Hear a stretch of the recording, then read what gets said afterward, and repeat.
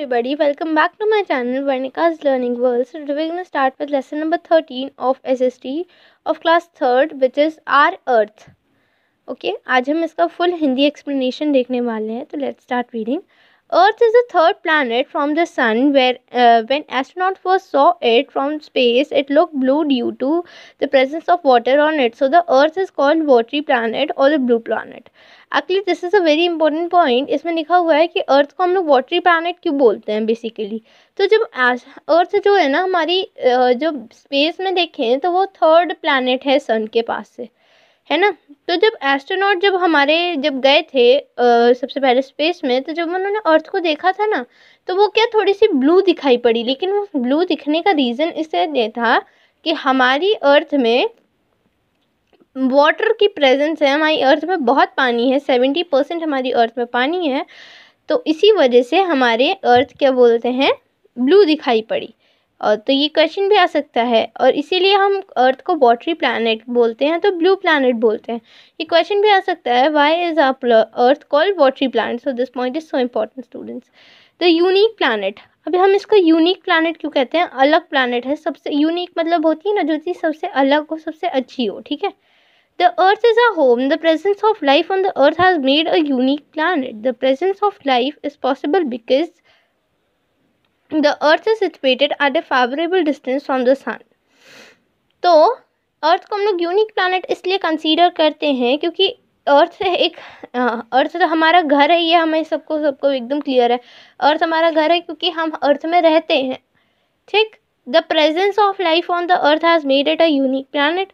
जो लाइफ की प्रेजेंस है, अर्थ ही एक ऐसा प्लानट है जिसपे लाइफ प्रेजेंट है, जिसमें ज़िंदगी है, जिसमें हम जैसे इंसान प्रेजेंट है ना. इसीलिए अर्थ को हम सबसे अलग प्लानट, क्योंकि ऐसा आज तक किसी भी प्लानट में कोई लाइफ प्रेजेंट नहीं है अभी तक, आज की डेट तक. और इसीलिए हम अर्थ को यूनिक प्लानट कहते हैं. और क्या बोलते हैं, और ये जो लाइफ हमारे अर्थ पे, कभी सोचा है कि अर्थ पे ही लाइफ क्यों पॉसिबल है, बाकी किसी पे क्यों लाइफ पॉसिबल नहीं है. तो इसका आंसर यही है क्योंकि जो अर्थ है वो एकदम फेवरेबल, एकदम सही डिस्टेंस पे है. ना ज़्यादा पास है सन के और ना ही ज़्यादा सन है के दूर है. क्योंकि अगर सन के पास होती ना एकदम, अगर ये सन के एकदम पास होती ना तो ये एकदम गर्म रहती अर्थ, है ना. तो ठंड का तो कोई फ़ायदा है. तो ठंड तो अर्थ को कभी मिलती नहीं. और सन से एकदम दूर होती ना तो बहुत ठंड होती अर्थ पे, है ना. तो अर्थ ना एकदम थर्ड प्लानट है ना. तो एक ना ही ज़्यादा दूर है ना ही ज़्यादा पास है. इसी वजह से the earth is known as a unique planet. The earth is surrounded by a layer of air called the atmosphere. Air is needed by the people and animal to breathe and for plants to make their food. So earth जो है ना वो एक layer of atmosphere से surrounded है. हमारे जो वातावरण ना जो हमारा एटमॉस्फेयर है हवा में, वो एक क्या बोलते हैं, अर्थ ना उस लेयर है एक, वो क्या बोलते हैं, आसमान के जो एक ऊपर एक लेयर बिछी होती है जो हमें नहीं दिखती है, वो एक लेयर बिछी हुई है. उसे हम एटमॉस्फेयर कहते हैं. एयर, जिसमें एयर प्रेजेंट होती है. एयर हम सबको क्यों ज़रूरत होती है एयर की. एयर हम सबको सांस लेना है. फॉर देखो प्लांट्स ऑक्सीजन छोड़ते हैं तभी तो हम लोग उसे ब्रीथ करते हैं, है ना. तो जब प्लांट्स अपना खाना बनाएंगे तभी तो वो ऑक्सीजन छोड़ेंगे, है ना. जब प्लांट्स अपना खाना बनाएंगे तभी तो वो ऑक्सीजन छोड़ेंगे. इसी वजह से हमें एयर की ज़रूरत होती है सांस लेने में.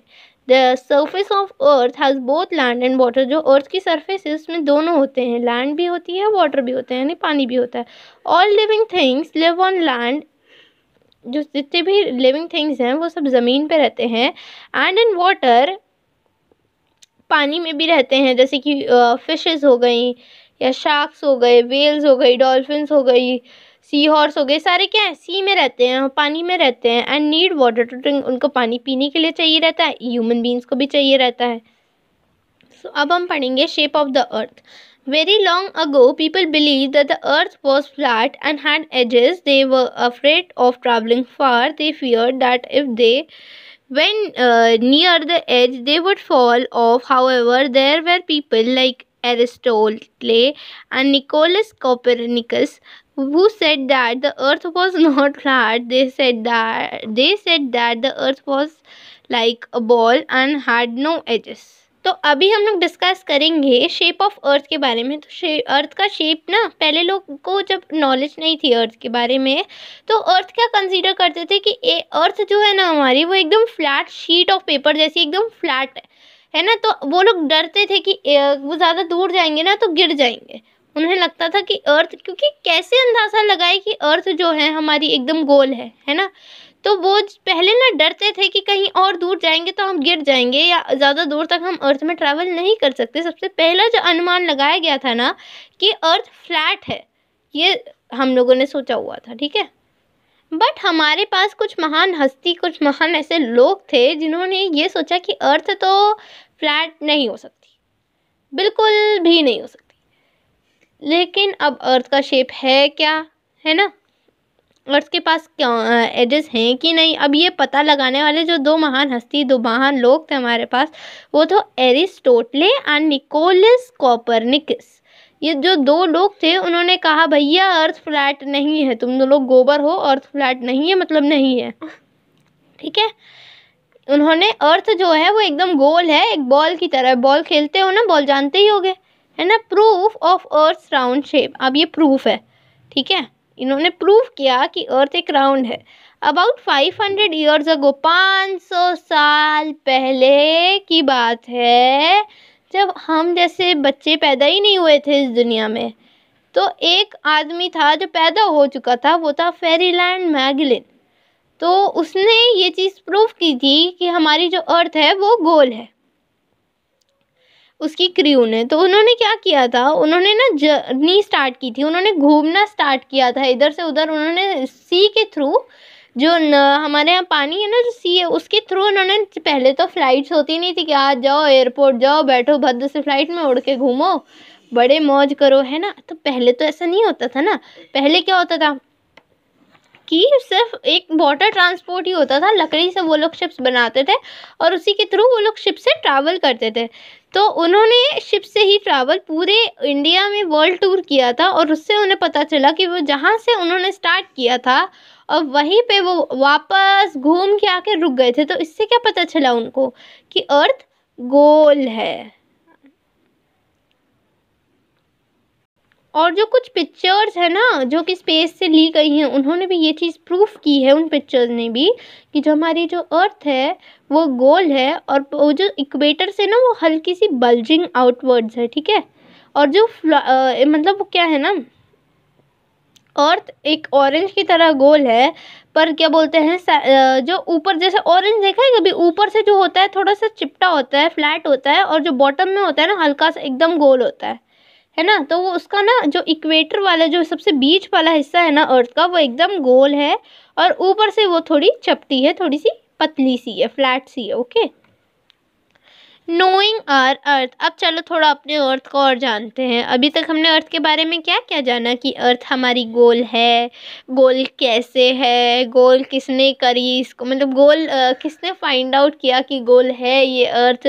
तो किसने किया था सबसे पहले, फेरीलैंड मैगलिन ने किया था 500 साल पहले, ठीक है। The earth is very big in size, we can not see the whole earth at the same time, so to study the earth we need globe and maps.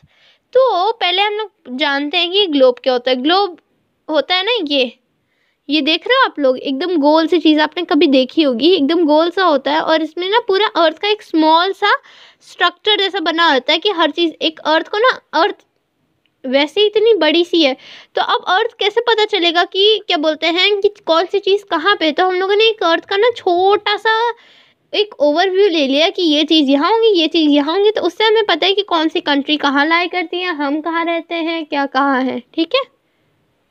तो ये तो हो गई ग्लोब की बात। अब मैप पे आते हैं।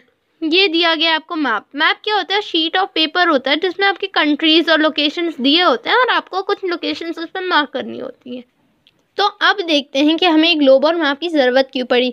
हमें ग्लोब और मैप की ज़रूरत इसलिए पड़ी बेटा, क्योंकि जो अर्थ है हमारी वो बहुत बड़ी है, तो हम उसे एक बार में तो पूरा नहीं देख सकते ना। तो उस अर्थ को स्टडी करने के लिए, उस अर्थ को पढ़ने के लिए हमें ग्लोब्स और मैप्स की, उसका एक छोटा सा ओवरव्यू लेने के लिए ग्लोब्स और मैप्स की ज़रूरत पड़ी। अब हम पढ़ेंगे ग्लोब क्या होता है। अ ग्लोब इज अ 3 dimensional model of the earth is called a globe. A globe is very useful to study the different places on the earth. Some features of globe are as follows.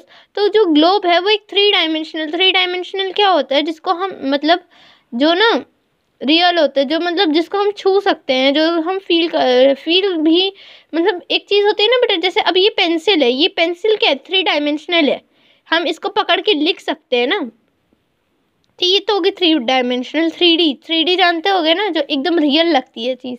तो ये अर्थ का जो globe है ना, अब बताओ अगर हम आपसे पूछेंगे डिफरेंस कि आपको मैप ज़्यादा रियल देखने में लगता है कि अर्थ, आप ग्लोब आपको ज़्यादा रियल देख के आपको पता चलता है कि अर्थ हमारी गोल है ना। तो आपका आंसर भी यही होगा कि हमें अर्थ को देख के पता चलता है। तो वो एक 3D फिगर है, एक 3D मॉडल है, तो ये होता है 3 डायमेंशनल। ठीक है, जिससे हमें पता चले कि अर्थ का जो एक्चुअल चीज़ है वो क्या है, 3D है। ठीक है, अभी हम इसको क्या बोलते हैं, एक पेपर पे ड्रॉ कर ले चीज़ें तो वो 2D हो जाती है, 2 डायमेंशनल हो जाती हैं।